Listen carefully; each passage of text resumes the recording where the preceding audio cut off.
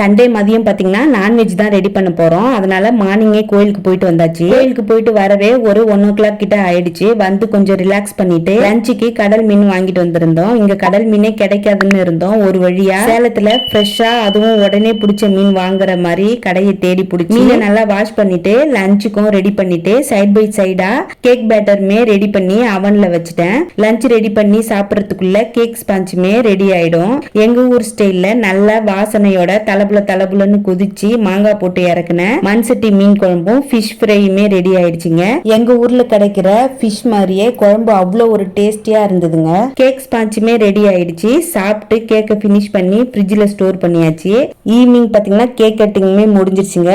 உங்களுக்கும் இது மாதிரி ஃப்ரெஷ்ஷா ஹோம்மேடா கேக் வேணும்னாக்கா என்னோட வாட்ஸ்அப் நம்பருக்கு டெக்ஸ்ட் பண்ணி ஆர்டரை புக் பண்ணிக்கோங்க. இப்போதைக்கு சேலம் சரௌண்டிங் இளம்பிள்ளையில கேக் ஆர்டர் எடுத்துட்டு இருக்கோம்.